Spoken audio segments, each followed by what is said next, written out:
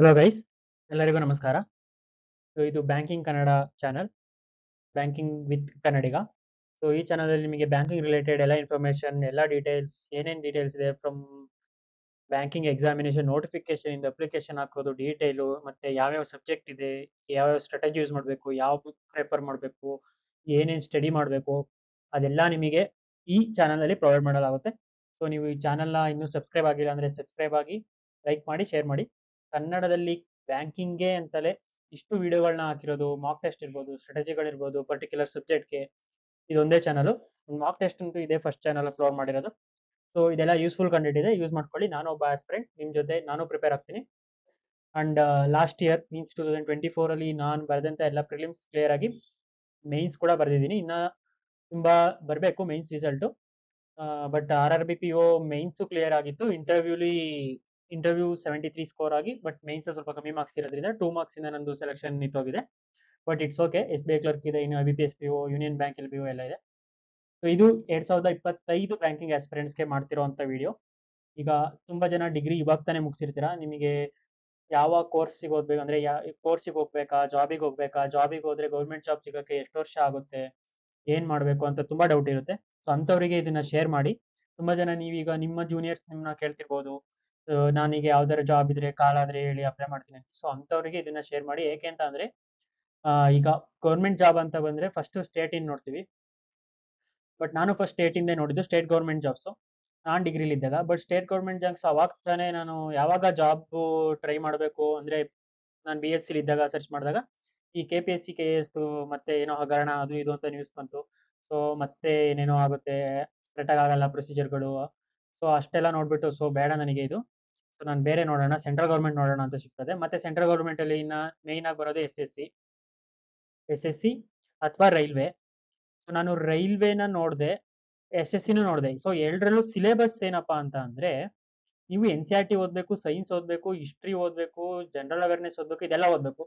So ನನಗೆ ಇದು ಇಷ್ಟನ್ನು ಕವರ್ ಮಾಡಕ್ಕೆ ಸ್ವಲ್ಪ ನನಗೆ ಕಂಫರ್ಟಬಲ್ ಅನ್ನಿಸ್ತಿಲ್ಲ. ಅಂಡ್ ಪ್ರೊಸೆಸ್ ಸ್ವಲ್ಪ ಡಿಲೇ ಆಗೋದು, ಆ ಥರ ರೆಗ್ಯುಲರ್ ಆ ಥರ ಇತ್ತು. ಬಟ್ ನನಗೆ ಸಿಕ್ಕಿದ್ದು ಏನು ಅಂತಂದ್ರೆ ಬ್ಯಾಂಕಿಂಗ್. ನೀವೀಗ ನಾನು ನೆಕ್ಸ್ಟ್ ಸ್ಲೈಡ್ಸ್ ಅಲ್ಲಿ ತೋರಿಸ್ತೀನಿ ಬ್ಯಾಂಕಿಂಗ್ ಎಲಿಜಿಬಿಲಿಟಿ ಏನು, ಪ್ರೊಸೆಸ್ ಏನು, ಎಕ್ಸಾಮ್ಸ್ ಏನು, ಎಷ್ಟು ಎಕ್ಸಾಮ್ ಸಿಗ್ತವೆ ಅಂತ ನಿಮಗೆ ಗೊತ್ತಾಗುತ್ತೆ. ಬ್ಯಾಂಕಿಂಗ್ ಸೆಕ್ಟರ್ ಏಕೆ ಕ್ವಿಕ್ಕೆಸ್ಟ್ ಅಂಡ್ ಬೇಗ ಜಾಬ್ ಆಗಬೇಕು ಅಂದ್ರೆ ಬ್ಯಾಂಕಿಂಗ್ ಈಸ್ ಬೆಸ್ಟ್ ನನ್ನ ಪ್ರಕಾರ. ಅಂಡ್ ಸೆಕ್ಯೂರಿಟಿ ಇರುತ್ತೆ. ಅಂಡ್ ಇದು ಸೆಂಟ್ರಲ್ ಗೌರ್ಮೆಂಟ್ಗೆ ಬರುತ್ತೆ ಬ್ಯಾಂಕಿಂಗು. ಪಬ್ಲಿಕ್ ಸೆಕ್ಟರ್ ಪ್ರೈವೇಟು ಇದೆ, ಬಟ್ ನಾನು ಪಬ್ಲಿಕ್ ಸೆಕ್ಟರ್ ಬಗ್ಗೆ ಮಾತ್ರ ಮಾತಾಡ್ತೀನಿ. ಅದೇ ನಿಮಗೆ ಮಿನಿಮಮ್ ಅಂದ್ರೂ 10 ಅಂತೂ ಪ್ರತಿ ವರ್ಷ ಕಾಲ್ ಆಗುತ್ತೆ. ಸೊ ಈಗ ನೋಡೋಣ ಏನು ಅಂತ. ಸೊ ಇದು introduction to banking exams. Next, so exam conduct authority ಯಾವುದು ಅಂತಂದ್ರೆ IBPS ಅಂತ. IBPS ಅಂತಂದ್ರೆ institute of banking personnel selection. So name ಅಲ್ಲೇ ಇದೆ ಬ್ಯಾಂಕಿಂಗ್ ಪರ್ಸನಲ್ ಸೆಲೆಕ್ಷನ್ ಅಂತ. ಸೊ ಈಗ ನೆಕ್ಸ್ಟ್ ಪಾರ್ಟಿಸಿಪೇಟಿಂಗ್, ಈಗ ಇದು ಕಂಡಕ್ಟ್ ಮಾಡೋದು. ಸೊ ಇದು ಯಾರ್ಯಾರು ಇದ್ರ ಜೊತೆ ಪಾರ್ಟಿಸಿಪೇಟ್ ಮಾಡ್ತಾರೆ ಅಂದ್ರೆ, ಪಬ್ಲಿಕ್ ಸೆಕ್ಟರ್ ಬ್ಯಾಂಕ್ಸ್ ಅಂದ್ರೆ ಗೌರ್ಮೆಂಟ್ ಬ್ಯಾಂಕ್ಸ್ಗಳು. ಅದು ನಾನು ಶೆಡ್ಯೂಲ್ ಕಮರ್ಷಿಯಲ್ ಬ್ಯಾಂಕ್ ಅಂದ್ರೆ ಅದು RBI ಗ್ರೇಡ್ ಕೊಟ್ಟಿರುತ್ತೆ ಅವ್ರಿಗೆ. ಸೊ ಅದರಲ್ಲಿ 43 RRBಗಳಿದಾವೆ. ನಮ್ಮ ಕರ್ನಾಟಕದಲ್ಲಿ 2 RRB ಇದೆ. ನೀವು ಕೇಳಿರ್ಬೋದು, ಕರ್ನಾಟಕ ಗ್ರಾಮೀಣ ಬ್ಯಾಂಕ್, ಕರ್ನಾಟಕ ವಿಕಾಸ್ ಗ್ರಾಮೀಣ ಬ್ಯಾಂಕ್.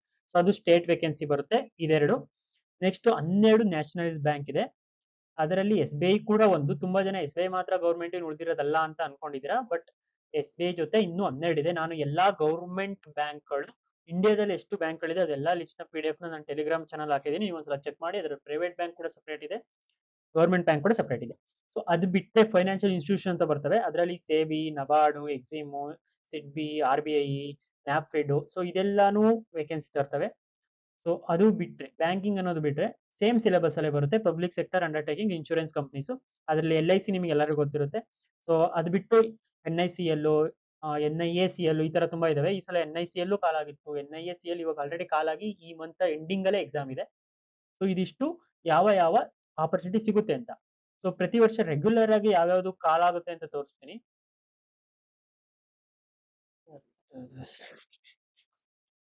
ಸೊ ಈಗ ಯಾವ್ಯಾವ ಎಕ್ಸಾಮ್ ಕಾಲ್ ಫಾರ್ ಆಗುತ್ತೆ ಅಂತ ನೋಡೋಣ. ಸೊ ನೋಡಿ ಇಲ್ಲಿ ಎಕ್ಸಾಮ್ಸ್ ಕಾಲ್ ಆಗುತ್ತೆ. ಈ ಲೈನ್ ಅಲ್ಲಿ ಇದೆಯಲ್ಲ, ಇವಂತೂ 100% ಪ್ರತಿ ವರ್ಷ ಕಾಲ್ ಆಗುತ್ತೆ ಅಂತ. ಆಕ್ಚುಲಿ ಇವು ಕಾಲ್ ಆಗ್ತವೆ. ಬಟ್ ಈ 6 ಎಕ್ಸಾಮ್ಗಳು ನಾನು ಡಿಫಿಕಲ್ಟಿ ಲೆವೆಲ್ ಅಲ್ಲಿ ಕೊಟ್ಟಿದ್ದೀನಿ. RRB ಅಸಿಸ್ಟೆಂಟ್ ಮಾತ್ರ ಇಲ್ಲಿ SBI ಕ್ಲರ್ಕ್ ಇಂದ ಮೇಲ್ ಹಾಕೊಳ್ಳಿ ಅಷ್ಟೇ. So SBI PO, IBPS PO, RRB PO ಇದೆಷ್ಟು ಇಷ್ಟೂನು.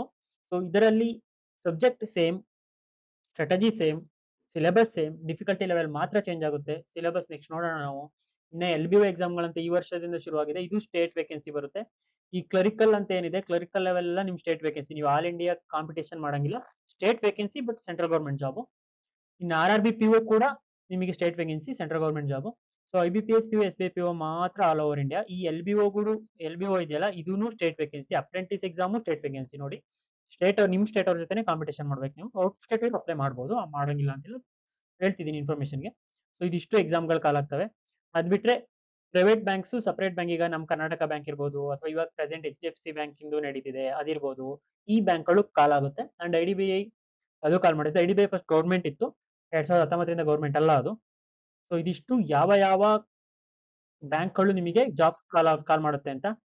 ಸೊ ಇಲ್ಲಿ IBPS ಅಂತ ಇದೆಯಲ್ಲ, ಸೊ ಈ IBPS ಒಳಗಡೆನೆ 11 ಗೌರ್ಮೆಂಟ್ ಬ್ಯಾಂಕ್ಗಳು ಇರ್ತವೆ. ಈ SBI ಸಪರೇಟ್ ಕಂಡಕ್ಟ್ ಮಾಡುತ್ತೆ. ಈ RRB PO ಸ್ಟೇಟ್ ವೈಸ್ ನಮ್ಮ ಸ್ಟೇಟ್ ಇಂದ 2 ಬ್ಯಾಂಕ್ ಪಾರ್ಟಿಸಿಪೇಟ್ ಮಾಡುತ್ತೆ. ಸೊ ಇದಿಷ್ಟು ಯಾವ ಯಾವ ಎಕ್ಸಾಮ್ ಇದೆ ಅಂತ. ಈಗ ನೆಕ್ಸ್ಟ್ ಹೋಗೋಣ. ಸೊ ನೀವು ಎಕ್ಸಾಮ್ ಪ್ರಿಪೇರ್ ಆಗಬೇಕು ಅಂದ್ರೆ ಸುಮ್ಮನೆ ಆಗಕ್ಕಾಗಲ್ಲ. ಎಷ್ಟು ಎಕ್ಸಾಮ್ಸ್ ಇರ್ತವೆ ಅಂತ ಗೊತ್ತಾಗಲ್ಲ, ಅಷ್ಟು ಎಕ್ಸಾಮ್ಸ್ ಇರುತ್ತೆ. ಮಿನಿಮಮ್ ಅಂದ್ರೂ ನಿಮಗೆ ಪ್ರತಿ ತಿಂಗಳಿಗೆ ಒಂದೊಂದು ಸಿಗ್ತವೆ. ಈಗ ಏಪ್ರಿಲ್ ಮುಗಿದ್ರೆ, ಈಗ ನೋಡೋಣ. ಸಬ್ಜೆಕ್ಟ್ ಇಷ್ಟೇ ಸಬ್ಜೆಕ್ಟ್, ಎಕ್ಸ್ಟ್ರಾ ಏನಿಲ್ಲ, ಇದೇ ಸಬ್ಜೆಕ್ಟ್ ಎಲ್ಲ ಎಕ್ಸಾಮ್ಗೂ, ಆಲ್ಮೋಸ್ಟ್ ಎಲ್ಲ ಬ್ಯಾಂಕಿಂಗ್ ಎಕ್ಸಾಮ್ಗೂ ಇದೇ ಸಬ್ಜೆಕ್ಟ್ ಇರುತ್ತೆ. ಸೊ ನೀವು ಇಲ್ಲಿ ನೋಡಿ, ರೀಸನಿಂಗ್ ಅದೇ, ಮೆಂಟಲ್ ಎಬಿಲಿಟಿ, SSC ಓದ್ತೀರಾ ನೀವು, ರೈಲ್ವೆಗಾದ್ರೂ ಓದ್ತೀರಾ. ಸೊ ಎಕ್ಸ್ಟ್ರಾ ಅಂದ್ರೆ ಕ್ವಾಂಟು, ಇದು SSC ಇರುತ್ತೆ, ರೈಲ್ವೆ ಇರುತ್ತೆ. ಬಟ್ ಕ್ವಾಂಟ್ ಅಂದ್ರೆ ಏನ್, ತುಂಬಾ ಮ್ಯಾಥ್ಸ್ ಅಂದ್ರೆ ತುಂಬಾ ಡಿಫಿಕಲ್ಟ್ ಮ್ಯಾಥ್ಸ್ ಇರುತ್ತೆ. ಇಂಟಿಗ್ರೇಷನ್, ಕ್ಯಾಲ್ಕುಲಸ್ ಅದು ಇದು ಏನಿಲ್ಲ. Simplification, approximation, interpretation. ಸೊ ಅದಷ್ಟೇ ನಿಮಗೆ 75% ಕವರ್ ಆಗುತ್ತೆ. ಸೊ ಫಾರ್ ಎಕ್ಸಾಂಪಲ್ ಪ್ರಿಲಿಮ್ಸ್ ಅಂತ ತಗೊಂಡ್ರೆ, ಪ್ರಿಲಿಮ್ಸ್ ನಮ್ಮ IBPS PO ಅಂತ ತಗೊಂಡ್ರೆ 35 ಕ್ವಶನ್ ಇರುತ್ತೆ. ಸೊ ಆ 35ರಲ್ಲಿ 22ರಿಂದ 25 ನಿಮಗೆ ಸಿಂಪ್ಲಿಫಿಕೇಶನ್, ಕ್ವಾಡ್ರಾಟಿಕ್ ಇಕ್ವೇಶನ್, ಕೂಡ್ಸೋದು, ಕಳೆಯೋದು, ಆ ತರದ್ದೇ ಇರುತ್ತೆ. ಇನ್ನು ಉಳಿದಿದ್ ಮಾತ್ರ ಅರ್ಥಮೆಟಿಕ್ ಇರುತ್ತೆ. ಆ ಅರ್ಥಮೆಟಿಕಲ್ ಇಂಪಾರ್ಟೆಂಟ್ ಕಾನ್ಸೆಪ್ಟ್ ಇದೆ, ಅದನ್ನ ನೆಕ್ಸ್ಟ್ ಮಾತಾಡೋಣ, ನೆಕ್ಸ್ಟ್ ಬರ್ತಾ ಬರ್ತಾ. ಸೊ ಅದ್ ಬಿಟ್ರೆ ಜನರಲ್ ಅವೇರ್ನೆಸ್ ಅಂತ ಇರುತ್ತೆ, ಬ್ಯಾಂಕಿಂಗ್ ಅವೇರ್ನೆಸ್ ಇರುತ್ತೆ. ಬ್ಯಾಂಕಿಂಗ್ ಅವೇರ್ನೆಸ್ ನೀವು ಒಂದ್ ತಿಂಗಳಲ್ಲಿ ಆರಾಮಾಗಿ ಕವರ್ ಮಾಡ್ಕೋಬಹುದು, ಒಂದ್ಸತಿ ಕವರ್ ಮಾಡ್ಕೊಂಡ್ರೆ ಮುಗೀತದು. ಅಂಡ್ ಜನರಲ್ ಅವೇರ್ನೆಸ್ ಅಂದ್ರೆ ನೀವೇನು ಈಗ ನಾರ್ಮಲ್ SSC, ರೈಲ್ವೆ, KVK, ಇನ್ನ ಬೇರೆ ಗೌರ್ಮೆಂಟ್ ಜಾಬ್ ಗೊತ್ತಿರಲ್ಲ, ಆತರ ಡೀಪ್ ಆಗಿ ಏನು ಓದೋದು ಬೇಡ. ಲಾಸ್ಟ್ 6 ಮಂತ್ಸ್ ಏನಿರುತ್ತೆ, ಲಾಸ್ಟ್ 6 ಮಂತ್ಸ್ ನೀವು ಕರೆಂಟ್ ಅಫೇರ್ಸ್ ಓದ್ಕೊಂಡ್ರೆ ಮೋರ್ ದೆನ್ ಎನಫ್, ನೀವು ಆರಾಮಾಗಿ ಸ್ಕೋರ್ ಮಾಡ್ತೀರಾ. ಯಾಕೆಂದ್ರೆ ನಮ್ಮ ಇದ್ರಲ್ಲಿ 50 ಮಾರ್ಕ್ಸ್ ಇದ್ರೆ 1 ಅಥವಾ 1.5 ಕಟ್ ಆಫ್ ಹೋಗುತ್ತೆ. ಈ ವರ್ಷ 1.1, 1.5 ಕಟ್ ಆಫ್ ಹೋಗಿರೋದು ಕರೆಂಟ್ ಅಫೇರ್ಸ್ ಅಲ್ಲಿ. ನೋಡಿ, 2 ಅಟೆಂಡ್ ಮಾಡಿದ್ರೆ ನೀವು ಆರಾಮಾಗಿ ಸೆಕ್ಷನ್ ಕ್ಲಿಯರ್ ಮಾಡ್ಕೋಬಹುದು. ನೀವು 10ಕ್ಕಿಂತ ಮೇಲೆ ಸ್ಕೋರ್ ಮಾಡಿದ್ರೆ ನೀವೇ ಟಾಪರ್ ಅಂತ ಆ ಸೆಕ್ಷನ್ ಅಲ್ಲಿ. ಸೊ ಅಷ್ಟು ಲಿಬರಲ್ ಆಗಿರುತ್ತೆ. ಅಂದ್ರೆ ಫುಲ್ ಈಸಿ ಅಂತ ಹೇಳಲ್ಲ, ಕನ್ಸಿಸ್ಟೆನ್ಸ್ ಆಗಿ 6 ತಿಂಗಳು ನೀವು ಕಷ್ಟ ಪಡ್ತೀರಾ ಅಂದ್ರೆ ನೀವು ಆರಾಮಾಗಿ ಕೆಲಸ ತಗೋಬಹುದು. ನೆಕ್ಸ್ಟ್ ಸಿಲೆಬಸ್ ನೋಡೋಣ. ಕ್ವಾಂಟಲ್ ಏನೇನು ಇರುತ್ತೆ ಅಂತ ಅಂದ್ರೆ, ಇದು ನಾನು ಬ್ರೀಫ್ ಆಗಿ ಹೇಳಿರೋದು. ಸ್ಟ್ರೇಟ್ ಪ್ರತಿ ಒಂದು ಸೆಕ್ಷನ್ಗೂ ನಾನು ಸ್ಟ್ರಾಟಜಿ ಮಾಡಿ ಹಾಕಿದ್ದೀನಿ. ಬೇಕಿದ್ರೆ ಮತ್ತೆ 2025ಕ್ಕೆ ಯಾವ ತರ ಸ್ಟಡಿ ಪ್ಲಾನ್ ಅದನ್ನು ಬೇಕಾದ್ರೆ ಮಾಡಾಕ್ತೀನಿ, ನೀವು ಕಮೆಂಟ್ ಹಾಕಿದ್ರೆ, ಇಲ್ಲ ಟೆಲಿಗ್ರಾಮ್ ಗ್ರೂಪ್ ಜಾಯ್ನ್ ಆಗಿ ನೋಡಿ. Simplification, approximation, quadratic question 10th level, number series 10th level, arithmetic ಕೂಡ ನೀವು 10th ಅಲ್ಲಿ ಏನೇನು ಓದಿದ್ರೆ ಅದಕ್ಕಿಂತ ಕಮ್ಮಿನೇ ಇರುತ್ತೆ. ನಾನು ಇದ್ರಲ್ಲಿ ಅರ್ಥಮೆಟಿಕ್ ಫುಲ್ ನಾನು ಕಂಪ್ಲೀಟ್ ಮಾಡಿಲ್ಲ. For example permutation, combination, probability, mensuration, ಆ 3 ನಾನು ಓದಿಲ್ಲ. ಸಿಂಪಲ್ ಇಂಟರ್ ಕಾಂಪೋನೆಂಟ್ಸ್ ನಾನು ಓದಿಲ್ಲ. ಸ್ಟಿಲ್ ನಾನು ಮೈನ್ಸ್ ಕೂಡ ಕ್ಲಿಯರ್ ಮಾಡಿದ್ದೀನಿ. ನಾನು ಸ್ಪೀಡ್ ಮ್ಯಾಥ್ಸ್ ಇಂದಲೇ ಕ್ಲಿಯರ್ ಮಾಡಿರೋದು. ಡಾಟಾ ಇಂಟರ್ಪ್ರಿಟೇಷನ್ ಇರುತ್ತೆ, ಇದು ನಾರ್ಮಲ್ ಆಗಿ ನೀವು ಮಾಡ್ಬೋದು. ಸೊ ಅಷ್ಟೊಂದೇನು ವರಿ ಆಗಬೇಡಿ, ನೀವು ಇಷ್ಟು ಮುಗಿಸ್ಕೊಳ್ಳಿ ಆಗುತ್ತೆ. ಅರ್ಥಮೆಟಿಕ್ ಸಪ್ರೇಟ್ ಎಷ್ಟು ಚಾಪ್ಟರ್ ಇದೆ ಅರ್ಥಮೆಟಿಕಲ್ ಅದನ್ನು ಹೇಳ್ತೀನಿ. ಅದರಲ್ಲಿ ಇಂಪಾರ್ಟೆಂಟ್ ಕೂಡ ನಾನು ಮೊದಲೇ ಸ್ಟ್ರಾಟಜಿ ವಿಡಿಯೋ ಹಾಕಿದ್ದೀನಿ, ಬ್ಯಾಂಕಿಂಗ್ ಸ್ಟ್ರಾಟಜಿ ಇನ್ ಕನ್ನಡ ಅಂತ ನಮ್ಮ ಚಾನಲ್ ಅಲ್ಲಿ ಇದೆ, ನೀವು ಚೆಕ್ ಮಾಡ್ಬೋದು. ಈಗ ರೀಸನಿಂಗ್ ಬರೋಣ. Reasoning syllogism, inequality, coding, decoding, blood relation, ಅದೇ ರಕ್ತ ಸಂಬಂಧಗಳದ್ದು, ಡಿಸ್ಟೆನ್ಸ್, ಡೈರೆಕ್ಷನ್. ಸೊ ಇದಿಷ್ಟು ರೀಸನಿಂಗ್. ಅದರಲ್ಲಿ ಈ 2 ಇದೆಯಲ್ಲ, ಸಿಟಿಂಗ್ ಅರೇಂಜ್ಮೆಂಟ್, ಪಜಲ್, ಇದೇ ನಿಮಗೆ 70% ಅಂತ ಇರುತ್ತೆ. ಮೈನ್ಸ್ ಅಲ್ಲಿ ಆದ್ರೆ 75 to 80% ಇದೇ ಇರುತ್ತೆ. ಇದೇ 2 ಕಾನ್ಸೆಪ್ಟ್, ಅದು ಬರೀ ಪ್ರಾಕ್ಟೀಸ್ ಅಷ್ಟೇ. ನೀವು ಒಂದ್ಸಲ ಒಂದು ಟೈಪ್ ಪಜಲ್ ಹೆಂಗ್ ಸಾಲ್ವ್ ಮಾಡೋದು ನೋಡಿದ್ರೆ ಫುಲ್ ಅದು ಕಾನ್ಸೆಪ್ಟ್ ಮೇಲೆ ಡಿಪೆಂಡ್ ಆಗಿರುತ್ತೆ. ಸೊ ಈಗ ಇಂಗ್ಲಿಷ್ ನೋಡೋಣ. ಇಂಗ್ಲಿಷ್ ಅಲ್ಲಿ ಗ್ರಾಮರ್ ಬೇಕಾ ಅಂತ ಕೇಳ್ಬೋದು ನೀವು. ಗ್ರಾಮರ್ ಅಲ್ಲಿ ನಿಮಗೆ ಯೂಸ್ ಆಗೋದು 5 ಮಾರ್ಕ್ಸ್. ನಾನು ಸೀರಿಯಸ್ ಆಗಿ ಹೇಳ್ತೀನಿ, ನಾನು ಟೆನ್ಸಸ್ ಬಿಟ್ಟು ಬೇರೆ ಗ್ರಾಮರ್ ಓದಿಲ್ಲ. ಅಂಡ್ ಇಂಗ್ಲಿಷ್ ಗ್ರಾಮರ್ 120 ರೂಲ್ಸ್ ಅಂತ ಇದೆ. ನಿಮಗೆ ಇಂಗ್ಲಿಷ್ ಅಲ್ಲಿ 30ಕ್ಕೆ 25 ಆ ತರ ಬೇಕು ಅಂದ್ರೆ ಗ್ರಾಮರ್ ಎಲ್ಲ ಓದಿ. ನಾನು ಇಂಗ್ಲಿಷ್ ಅಲ್ಲಿ ನಮ್ಮ ಬ್ಯಾಂಕಿಂಗ್ ಅಲ್ಲಿ ಏನಂದ್ರೆ, ನೀವು 15 ತೆಗೆದುಬಿಟ್ರೆ ನೀವು 80% ಅಂದ್ರೆ 80% ಜನ ಇರ್ತಾರಲ್ಲ, 100ರಲ್ಲಿ 80 ಜನಕ್ಕಿಂತ ಮೇಲೆ ಇರ್ತೀರಾ ಅಂದ್ರೆ ಟಾಪ್ 20 ಇರ್ತೀರಾ ಅಂತ ಅರ್ಥ. ಸೊ ಗ್ರಾಮರ್ ಓದ್ಬೇಡಿ ಅಂತ ಹೇಳಲ್ಲ, ಅದು ನಿಮಗೆ ಬಿಟ್ಟಿದ್ದು. ಗ್ರಾಮರ್ ನಿಮಗೆ ಗೊತ್ತಿದ್ರೆ ಗ್ರಾಮರ್ ಓದಿ, ಗ್ರಾಮರ್ ಇಲ್ಲ ಅಂದ್ರೆ ಇದು ರೀಡಿಂಗ್ ಕಂಪ್ರಿಹೆನ್ಷನ್, ಇದು ಮೇನ್ ಇದ್ರಲ್ಲಿ ಇಂಪಾರ್ಟೆಂಟ್. ಇದ್ರಲ್ಲಿ ಏನು ಇಂಪಾರ್ಟೆಂಟ್ ಅಂದ್ರೆ ಇದಿಷ್ಟು ಇಂಪಾರ್ಟೆಂಟ್. ಇದರಲ್ಲಿ ಇದು ಇದು ಇಂಪಾರ್ಟೆಂಟ್. ಅರ್ಥಮೆಟಿಕ್ ಇಂಪಾರ್ಟೆಂಟೇ, ಬಟ್ ವೇಟೇಜ್ ನೋಡ್ಬಿಟ್ಟು ಓದ್ಬೇಕಲ್ವಾ. ಅರ್ಥಮೆಟಿಕ್ 10 ಇರುತ್ತೆ ಅಷ್ಟೇ ಪ್ರಿಲಿಮ್ಸ್ ಅಲ್ಲಿ. ಸೊ ಇದಿಷ್ಟು ಸಿಲೆಬಸ್ ಬಗ್ಗೆ ನಾನು ಕಂಪ್ಲೀಟ್ ಸಿಲೆಬಸ್ ನ ಬ್ರೇಕ್ ಡೌನ್ ಮಾಡಿದೀನಿ. ಅರ್ಥಮೆಟಿಕ್ ಬ್ರೇಕ್ ಡೌನ್ ಮಾಡಿ ಅಪ್ಲೋಡ್ ಮಾಡಿದೀನಿ, ನೀವು ಆ ವಿಡಿಯೋ ನೋಡ್ಬೋದು. ಈಗ ನೆಕ್ಸ್ಟ್ ನೋಡೋಣ ಏನು ಅಂತ. ಸೊ ನೆಕ್ಸ್ಟ್ ಬಂದ್ಬಿಟ್ಟು ಸೆಲೆಕ್ಷನ್ ಪ್ರೊಸೆಸ್ ಹೇಗಿರುತ್ತೆ ಅಂತ. ಸೊ ಸೆಲೆಕ್ಷನ್ ಪ್ರೊಸೆಸ್ ನೋಡಿ, ಸಿಂಪಲ್ ಸೆಲೆಕ್ಷನ್ ಪ್ರೊಸೆಸ್. ನೋಟಿಫಿಕೇಶನ್ ಬರುತ್ತೆ, ನೋಟಿಫಿಕೇಶನ್ ಬಂದು ಒಂದ್ ತಿಂಗಳಾದ್ಮೇಲೆ ಎಕ್ಸಾಮ್ ಸ್ಟಾರ್ಟ್ ಆಗುತ್ತೆ. ಒಂದ್ ತಿಂಗಳಲ್ಲಿ ಪ್ರಿಲಿಮ್ಸ್ ಇರುತ್ತೆ. ಫಾರ್ ಎಕ್ಸಾಂಪಲ್ ಪಿ ಯು ಆದ್ರೆ ಫಸ್ಟ್ ಪ್ರಿಲಿಮ್ಸ್ ಇರುತ್ತೆ, ಅದಾಗ ಒಂದ್ ತಿಂಗಳಿಗೆ ಮೈನ್ಸ್ ಇರುತ್ತೆ, ಅದಾಗಿ ಒಂದು ಮೈನ್ಸ್ ಆಗಿ ಒಂದ್ ತಿಂಗಳು ಒಂದೂವರೆ ತಿಂಗಳಿಗೆ ಪರ್ಸನಲ್ ಇಂಟರ್ವ್ಯೂ ಇರುತ್ತೆ. ಸೊ ಇದು ಇಂಟರ್ವ್ಯೂ ಇಲ್ಲಿ ಬರಬೇಕು, ಸಾರಿ ನಮ್ಮ ಸ್ಲೈಡ್ ಪ್ರಿಪೇರ್ ಮಾಡೋರು ಸ್ವಲ್ಪ ಮಿಸ್ಟೇಕ್ ಮಾಡಿದ್ದಾರೆ. ಸೊ ಇಂಟರ್ವ್ಯೂ ಇಲ್ಲಿ ಬರಬೇಕು, ಪರ್ಸನಲ್ ಇಂಟರ್ವ್ಯೂ ಇರುತ್ತೆ. ಸೊ ಅದಷ್ಟು ಮುಗೀತು. ಅಂಡ್ ಆರ್ ಆರ್ ಬಿಲಿ ನೀವು ಕನ್ನಡದಲ್ಲೂ ಇಂಟರ್ವ್ಯೂ ಕೊಡ್ಬೋದು. ಅಂಡ್ IBPS ಕೂಡ ನೀವು ಕೇಳಿ ಪ್ಯಾನಲ್ ಮಾತ್ರ ಕನ್ನಡದಲ್ಲಿ ಹೇಳ್ಬೋದಾ ಅಂತಂದ್ರೆ ಅವರು ಪರ್ಮಿಷನ್ ಕೊಟ್ಟರೆ ನೀವು ಕನ್ನಡದಲ್ಲಿ ಕೊಡ್ಬೋದು. RRB ಅಂತೂ 100% ನೀವು ಕನ್ನಡದಲ್ಲಿ ಕೊಡ್ಬೋದು, ಕೇಳಿದ್ರೆ ಪರ್ಮಿಷನ್ ಕೊಡ್ತಾರೆ ಕನ್ನಡದಲ್ಲಿ ಇಂಟರ್ವ್ಯೂ ಕೊಡಕ್ಕೆ. ಅದ್ಬಿಟ್ರೆ ಅಸಿಸ್ಟೆಂಟ್ ಕೂಡ ಸೇಮು. ಸೊ ಈ ತಿಂಗಳು ನಿಮಗೆ ನೋಟಿಫಿಕೇಶನ್ ಬಂತು ಅಂದ್ರೆ ಇವಾಗ ಜನವರಿ ಫೆಬ್ರವರಿ ಪ್ರಿಲಿಮ್ಸ್ ಇರುತ್ತೆ, ಫೆಬ್ರವರಿ ಮಾರ್ಚ್ ಅಥವಾ ಏಪ್ರಿಲ್ ಅಲ್ಲಿ ಮೇನ್ಸ್ ಇರುತ್ತೆ. ಅದಾಗಿ ನೆಕ್ಸ್ಟ್ RRB ಆದ್ರೆ ನಿಮಗೆ ಆಗಸ್ಟ್ ಅಲ್ಲಿ ಪ್ರಿಲಿಮ್ಸ್ ಇರುತ್ತೆ. ನಿಮ್ಮ ಫೈನಲ್ ಸೆಲೆಕ್ಷನ್ ಜನವರಿ 1st ಗೆನೆ ನಿಮಗೆ ಕೆಲಸ ಸಿಕ್ಬಿಡುತ್ತೆ, ಕರೆಕ್ಟ್ ಆಗಿ ಓದಿದ್ರೆ ಇವಾಗಿಂದ ಕೂತ್ಕೊಂಡು. ಅಂಡ್ ಅಸಿಸ್ಟೆಂಟ್ ಪೋಸ್ಟ್ ಗಳಿಗೆ, ಯಾವ ಅಸಿಸ್ಟೆಂಟ್ ಪೋಸ್ಟ್ ಗಳಿಗೂ ಇಂಟರ್ವ್ಯೂ ಇಲ್ಲ ಗೌರ್ಮೆಂಟ್ ಸೆಕ್ಟರ್ ಅಲ್ಲಿ. But Karnataka bank private bank ಅದರಲ್ಲಿ ಪ್ರಿಲಿಮ್ಸ್ ಮೈನ್ಸ್ ಅಂತ ಇರಲ್ಲ, ಒಂದು ಎಕ್ಸಾಮ್ ಇರುತ್ತೆ, ಅದಾದ್ಮೇಲೆ ಇಂಟರ್ವ್ಯೂ ಇದೆ. ಸೊ ನಾನು ಪ್ರೈವೇಟ್ ಬ್ಯಾಂಕ್ ಹೇಳ್ತಿಲ್ಲ ಇಲ್ಲಿ, ನಾನು ಗೌರ್ಮೆಂಟ್ ಸೆಕ್ಟರ್ ಬಗ್ಗೆ ಮಾತಾಡ್ತಿದ್ದೀನಿ. ಸೊ ಎಲ್ಲರಿಗೂ ಗೌರ್ಮೆಂಟ್ ಜಾಬ್ ಬೇಕು ಅನ್ನೋದೇ ಆಸೆ ಇರುತ್ತೆ. ಸೊ ನೆಕ್ಸ್ಟ್ ನೋಡೋಣ, ಸ್ಯಾಲರಿ ಮತ್ತೆ ಎಲಿಜಿಬಿಲಿಟಿ ಬ್ರೀಫ್ ಆಗಿ ಹೇಳ್ತೀನಿ ನೋಡಿ. ಸೊ ಸ್ಯಾಲರಿ ಬಂದ್ಬಿಟ್ಟು ಎಲಿಜಿಬಿಲಿಟಿ ಫಸ್ಟ್ ಮಾತಾಡೋಣ.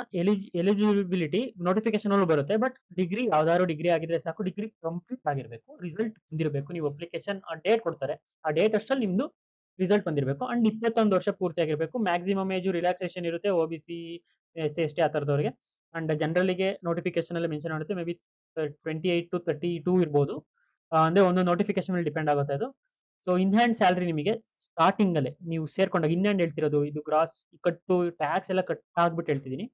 ಕ್ಲರಿಕಲ್ ಲೆವೆಲ್ ಅಂದ್ರೆ 45,000 ಅಂಡ್ SBI PO ಆದ್ರೆ 85,000 ಸ್ಟಾರ್ಟಿಂಗ್ ಅಲ್ಲೇ ಸಿಗುತ್ತೆ ನಿಮಗೆ ಸ್ಯಾಲರಿ ಕೈಗೆ. ಸೊ ನೋಡಿ ತುಂಬಾ ಒಳ್ಳೆ ಸ್ಯಾಲರಿ ಕೂಡ ಇದೆ. ಅಂಡ್ ಸ್ಯಾಲರಿ ಅಷ್ಟೇ ಅಲ್ಲ, ನಿಮಗೆ ಅಲವೆನ್ಸಸ್ ತುಂಬಾ ಸಿಗುತ್ತೆ. ನಾನು SBI ಕ್ಲರ್ಕ್ ಇಂದು ಸ್ಯಾಲರಿ ಡಿಸ್ಕಸ್ ಮಾಡಿದೀನಿ, ಅದನ್ನ ನೋಡಿದ್ರೆ ಗೊತ್ತಾಗುತ್ತೆ ನಿಮಗೆ ಎಷ್ಟು ಅಲವೆನ್ಸಸ್ ಅಂದ್ರೆ ಎಕ್ಸ್ಟ್ರಾ ಸ್ಯಾಲರಿ ಅಲ್ಲದೆ ಅದ್ರ ಮೇಲೆ ನಿಮಗೆ ದುಡ್ಡು ಎಷ್ಟು ಕೊಡುತ್ತೆ ತಿಂಗಳ ಅಂದ್ರೆ ಅದಕ್ಕೆ ನೀವು ಟ್ಯಾಕ್ಸ್ ಪೇ ಮಾಡೋಂಗೂ ಇಲ್ಲ. ನ್ಯೂಸ್ ಪೇಪರ್ ಇರ್ಬೋದು, ಮೊಬೈಲ್ ರೀಚಾರ್ಜ್ ಇರ್ಬೋದು, ರೆಂಟ್ ಇರ್ಬೋದು, ಮತ್ತೆ ಕ್ಯಾಂಟೀನ್ ಕಾರ್ಡ್ಸ್ ಏನೇನೋ ತುಂಬಾ ತುಂಬಾ ಇದೆ ಅದು. ಅದನ್ನ ಸಪರೇಟ್ ವಿಡಿಯೋ ಮಾಡಿ ಹಾಕ್ತೀನಿ ಬೇಕಿದೆ. ಸೊ ನಿಮಗೆ ಈಗ ಬ್ಯಾಂಕ್ ಎಕ್ಸಾಮ್ಸ್ ಯಾವಾಗ ನೋಟಿಫಿಕೇಶನ್ ಬರುತ್ತೆ, ರಿಸಲ್ಟ್ ಡೇಟ್ ಯಾವಾಗ, ಅಥವಾ ಎಕ್ಸಾಮ್ ಡೇಟ್ ಯಾವಾಗ, ಬ್ಯಾಂಕಿಂಗ್ ರಿಲೇಟೆಡ್ ಏನೇ ಇನ್ಫಾರ್ಮೇಶನ್ ಬೇಕು ಅಂತಂದ್ರೆ ನೀವು ನಮ್ಮ ಯೂಟ್ಯೂಬ್ ಚಾನಲ್ಗೆ ಸಬ್ಸ್ಕ್ರೈಬ್ ಆಗಿ ಬ್ಯಾಂಕಿಂಗ್ ಕನ್ನಡಿಗ, ಅಂಡ್ ಟೆಲಿಗ್ರಾಮ್ ಗ್ರೂಪಿಗೆ ಜಾಯ್ನ್ ಆಗಿ ಬೇಗ ಅಪ್ಡೇಟ್ ಬೇಗ ಸಿಗುತ್ತೆ. ಅಂಡ್ ರೀಸನಿಂಗ್ ನಿಮಗೆ ಯಾವ್ದು ಕಾನ್ಸೆಪ್ಟ್ ಅರ್ಥ ಆಗಿಲ್ಲ ಅಂತಂದ್ರೆ ನಮ್ಮ ರೀಸನಿಂಗ್ ಪ್ಲೇ ಲಿಸ್ಟ್ ಅಲ್ಲಿ ನೋಡಬಹುದು. ನಾವು ಕನ್ನಡದಲ್ಲಿ ಎಲ್ಲಾನು ಕವರ್ ಮಾಡಕ್ ಟ್ರೈ ಮಾಡ್ತಿದೀವಿ. ಸೊ ಮಾಡ್ತೀವಿ ಕೂಡ. ಸದ್ಯಕ್ಕೆ ಸಿಲೋಗಿಸಮ್ ಅಂತ ಒಂದು ಕಾನ್ಸೆಪ್ಟ್ ಮಾಡಿದೀವಿ, ನೀವು ಅದನ್ನ ನೋಡಬಹುದು. ಅಂಡ್ ನೆಕ್ಸ್ಟ್ ಬ್ಯಾಂಕಿಂಗ್ ಅವೇರ್ನೆಸ್ ಅದನ್ನು ಮಾಡ್ತೀವಿ. ಸೊ ಬಟ್ ಮೇನ್ ಆಗಿ ನಿಮಗೆ ಬ್ಯಾಂಕಿಂಗ್ ಏನೇ ಇನ್ಫಾರ್ಮೇಶನ್ ಬೇಕು ಅಂದ್ರೆ ನೀವು ನಮ್ಮ ಯೂಟ್ಯೂಬ್ ಚಾನಲ್ ಫಾಲೋ ಮಾಡಿ. ಅಂಡ್ ನಿಮಗೆ ಏನೇ ಡೌಟ್ ಇದ್ರು ಟೆಲಿಗ್ರಾಮ್ ಮುಖಾಂತರ ಅಥವಾ ಕಮೆಂಟ್ ಸೆಕ್ಷನ್ ಅಲ್ಲಿ ಹೇಳಿ, ನಾವು ಕ್ಲಿಯರ್ ಮಾಡ್ತೀವಿ. ಅಂಡ್ ಇನ್ನೊಂದು ಗುಡ್ ನ್ಯೂಸ್ ಏನು ಅಂದ್ರೆ, ಈಗ ನೆಕ್ಸ್ಟ್ ಇಯರ್ ಬರೆಯೋರಿಗೆ ಆಲ್ರೆಡಿ ಎಕ್ಸಾಮ್ ಡೇಟ್ ಔಟ್ ಆಗಿದೆ, ನೋಟಿಫಿಕೇಶನ್ ಔಟ್ ಆಗಿಲ್ಲ, ಎಕ್ಸಾಮ್ ಡೇಟ್ ಔಟ್ ಆಗಿದೆ. ಸೊ ಇಲ್ಲಿ ನೋಡಿ ನೀವು, ಅದೇ ಆಫೀಸರ್ RRB ಅಂತ ಹೇಳಿದ್ನಲ್ಲ, ಸೊ ಕರ್ನಾಟಕ ಸ್ಟೇಟ್ ವೇಕೆನ್ಸಿ ಬರುತ್ತೆ, 2 ಬ್ಯಾಂಕ್ಗಳಿದಾವೆ. ಅದು ಮೋಸ್ಟ್ಲಿ ಕ್ಲಬ್ ಆಗಿ ಒಂದು ಬ್ಯಾಂಕ್ ಆಗೋ ಸಾಧ್ಯತೆ ಇದೆ. ಒಂದು ಬ್ಯಾಂಕ್ ಒಂದು ಸ್ಟೇಟ್ ಒಂದು RRB ಅಂತ. ಸೊ 27ನೇ ತಾರೀಕು ಜುಲೈ 27 ಅಂದ್ರೆ ಮಂತ್ ಎಂಡ್, ಆಗಸ್ಟ್ ಅಲ್ಲಿ ನಿಮಗೆ ಪ್ರಿಲಿಮ್ಸ್ ಎಕ್ಸಾಮ್ ಇರುತ್ತೆ. ಅದಾಗಿ ಒಂದ್ ತಿಂಗಳಿಗೆ ನಾನು ಹೇಳ್ದಂಗೆ ಮೇನ್ಸ್ ಇರುತ್ತೆ ನೋಡಿ, ಮೇನ್ಸ್ ಇರುತ್ತೆ RRB PO. ಅದಾದ್ಮೇಲೆ ಸಾರಿ ಇಲ್ಲಿ RRB PO ಅದಾಗಿ ಒಂದ್ ತಿಂಗಳಾದ್ಮೇಲೆ ಮೇನ್ಸ್ ಇರುತ್ತೆ. ಇದು ಅಸಿಸ್ಟೆಂಟ್ ಪ್ರಿಲಿಮ್ಸ್ ಇಲ್ಲಿರುತ್ತೆ. ನವೆಂಬರ್ ಅಲ್ಲಿ ಮೇನ್ಸ್ ಇರುತ್ತೆ. ಇದು RRB ಇದು ಇದು ಸ್ಟೇಟ್ ವೇಕೆನ್ಸಿ, ಇದು ಸ್ಟೇಟ್ ವೇಕೆನ್ಸಿ ಇರುತ್ತೆ. ಸೊ ನೆಕ್ಸ್ಟ್ ನೋಡೋಣ, ಇದು IBPS ಅನ್ನಲ್ಲ, 11 ಬ್ಯಾಂಕ್ ಜೊತೆಗೆ ಸೇರಿ ಮಾಡುವಂತದ್ದು. ಇದು ಆಲ್ ಓವರ್ ಇಂಡಿಯಾ ವೇಕೆನ್ಸಿ. ಇದು ಬಂದ್ಬಿಟ್ಟು ನಿಮಗೆ ಸೆಪ್ಟೆಂಬರ್ ಅಲ್ಲಿ ಎಕ್ಸಾಮ್ ಇದೆ. ಎಕ್ಸಾಮ್ ಡೇಟ್ ಇದೇ ಎಕ್ಸಾಮ್ ಡೇಟ್ ಅಲ್ಲಿ ಅವ್ರು ಕಂಡಕ್ಟ್ ಮಾಡ್ತಾರೆ. IBPS ಒಂದ್ಸಲ ಕ್ಯಾಲೆಂಡರ್ ರಿಲೀಸ್ ಮಾಡಿದ್ರೆ ಆಲ್ಮೋಸ್ಟ್ ಚೇಂಜ್ ಆಗಲ್ಲ. ಅಂದ್ರೆ ಏನಾದ್ರು ಈಗ ಪ್ಯಾಂಡಮಿಕ್ ಆತರ ಸಿಚುವೇಶನ್ ಬಂದ್ರೆ ಮಾತ್ರ ಪೋಸ್ಟ್ಪೋನ್ ಆಗೋದು ಎಕ್ಸಾಮ್ಸ್. ನೋಟಿಫಿಕೇಶನ್ ಒಂದ್ ತಿಂಗಳು ಮುಂಚೆನೆ ಕೊಡ್ತಾರೆ. ಸೊ ನೀವು ನೋಟಿಫಿಕೇಶನ್ ವೇಟ್ ಮಾಡಬೇಡಿ, ಎಕ್ಸಾಮ್ ಡೇಟ್ ಗೊತ್ತಾಗಿದೆ, ನೀವು ಎತ್ಕೊಂಡು ಕಾನ್ಸೆಪ್ಟ್ ನ ಡೈಲಿ ಮಿನಿಮಮ್ ನೀವು ಈಗ್ಲಿಂದಲೇ 6 ಅವರ್ಸ್ ಕೊಟ್ರು, ಅಟ್ಲೀಸ್ಟ್ ನೀವು ಸ್ವಲ್ಪ ಅವರೇಜ್ ಇದ್ರೆ ಅಂದ್ರೆ 4 ಅವರ್ಸ್ ಕೊಟ್ರು ನಿಮಗೆ ಜನವರಿ 1st ಎಕ್ಸಾಮ್ ಇರುತ್ತೆ. ಸೊ ಈ ಮೇಲ್ಗಡೆ ಇರೋದೆಲ್ಲ Jan 1st ನಿಮಗೆ ರಿಸಲ್ಟ್ ಬರೋದು, ಎಂಡ್ ರಿಸಲ್ಟ್. ಈ 2 ಎಕ್ಸಾಮ್ಸ್ ಇದೆಯಲ್ಲ, ಇದು ಕ್ಲರ್ಕಲ್ ಲೆವೆಲ್. ಇವಾಗ ಕಸ್ಟಮರ್ ಸರ್ವಿಸ್ ಅಸೋಸಿಯೇಟ್ ಅಂತ ಕರೀತಿದ್ದಾರೆ ಅಷ್ಟೇ. ಇದು ನಿಮಗೆ ಏಪ್ರಿಲ್ 1ಗೆ ರಿಸಲ್ಟ್ ಬರುತ್ತೆ. ಇದೆರಡು ಅಂಡ್ SBIದು ನೋಟಿಫಿಕೇಶನ್ ಅವರು ಈ ವರ್ಷ ಸ್ವಲ್ಪ ಲೇಟ್ ಆಗಿ ರಿಲೀಸ್ ಮಾಡಿದ್ದಾರೆ. ಸೊ ಮುಂದಿನ ವರ್ಷನೂ ಲೇಟ್ ಆಗಿ ರಿಲೀಸ್ ಮಾಡ್ಬೋದು, ಅಂದ್ರೆ 2025ಗೆ. ಸೊ 2025ದು expected SBI may be December ಅಲ್ಲೇ ಬರುತ್ತೆ ಈ ವರ್ಷ ಬಂದಂಗೆ, ಯಾಕೆಂದ್ರೆ ಈ ಎಕ್ಸಾಮ್ಗಳು ಮುಗಿಬೇಕಲ್ವಾ. ಸೊ ಅದ್ರ ಮಧ್ಯೆ ತುಂಬಾ ಎಕ್ಸಾಮ್ಗಳು ಬರ್ತವೆ ಇಂಡಿವಿಜುವಲ್ ಬ್ಯಾಂಕ್ಗಳದು. ಈಗ ಯೂನಿಯನ್ ಬ್ಯಾಂಕ್ LBO ಅಂತ ಬಂದಿದೆ, ಇಂಡಿಯನ್ ಬ್ಯಾಂಕ್ LBO ಬಂದಿದೆ, ನೆಕ್ಸ್ಟ್ ಕೆನರಾ ಬ್ಯಾಂಕ್ LBO ಬರ್ಬೋದು, ಯುಕೋ ಬ್ಯಾಂಕ್ LBO ಬರ್ಬೋದು. ತುಂಬಾ ಆಪರ್ಚುನಿಟಿ ಇದೆ, ಯೂಸ್ ಮಾಡ್ಕೊಳ್ಳಿ. ನಿಮಗೆ ಆ ತರ ಯಾವ ಎಕ್ಸಾಮ್ ಯಾವಾಗ ಬರುತ್ತೆ ಅಂತ ಗೊತ್ತಾಗಬೇಕು ಅಂದ್ರೆ ನಮ್ಮ ಚಾನಲ್ ಜಾಯ್ನ್ ಆಗಿ ಕ್ವಿಕ್ ಅಪ್ಡೇಟ್ ಸಿಗುತ್ತೆ. So thank you. ನಿಮಗೆ ಈ ವಿಡಿಯೋ ಬಿಗಿನರ್ಸ್ ಇದ್ರೆ ತುಂಬಾ ಜನಕ್ಕೆ ಶೇರ್ ಮಾಡಿ, ನಿಮ್ಮ ಜೂನಿಯರ್ಸಿಗೆ ಶೇರ್ ಮಾಡಿ, ನಿಮ್ಮ ಸೀನಿಯರ್ಸಿಗೆ ಶೇರ್ ಮಾಡಿ, ಯಾರು ಜಾಬಿಗೆ ಟ್ರೈ ಮಾಡ್ತಿದ್ದಾರೆ ಬೇರೆ ಇದರಲ್ಲಿ ಅವರಿಗೆಲ್ಲ ಶೇರ್ ಮಾಡಿ. ಎಲ್ಲರೂ ಓದ್ಕೊಂಡು ಕೆಲಸ ತಗೊಳ್ಳೋಣ. ಸೊ ಆಲ್ ದ ಬೆಸ್ಟ್ ಎಲ್ಲರಿಗೂ. Thank you for watching.